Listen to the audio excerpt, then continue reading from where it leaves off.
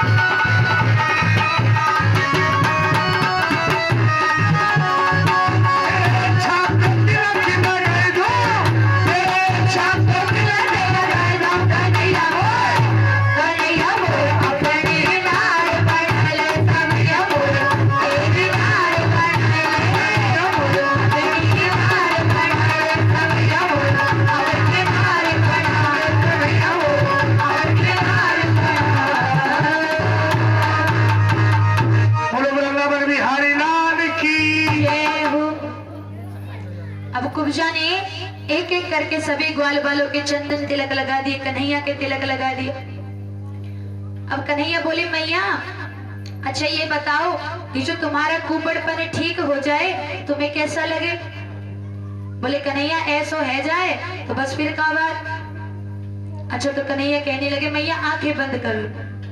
अब कन्हैया ने मैया की आंखें बंद करवाई और जहां जहां से कुबड़ी थी वहां पर अपना हाथ रखा, स्पर्श किया, कुछ मंत्रों का जाप किया और आज कन्हैया ने कुब्जा का कुबड़पन ठीक कर दिया, फिर से सुंदर स्त्री बन गई। अब इस घटना के बाद कन्हैया विशाल रंग मंच की ओर बढ़ने लगे, जहां पर वो धनुष रखा हुआ था वहां पर कन्हैया आगे बढ़ने लगे। कंस ने अपनी सुरक्षा के पूरे इंतजाम किए हुए थे। अब कन्हैया आगे बढ़े तो देखा कि रंगमंच के दरवाजे पर कुवल्या पीड़ नामक एक हाथी खड़ा हुआ है। अब कुवल्या पीड़ कन्हैया पर वार करने दौड़ा। जैसे ही वार करने दौड़ा तो आज देखते ही देखते कन्हैया ने कुवल्या पीड़ को भी मार दिया, उद्धार किया। कुवल्या पीड़ का उद्धार कर आज भगवान कृष्ण रंगमंच की ओर बढ़े हैं, आगे बढ़े हैं, जहां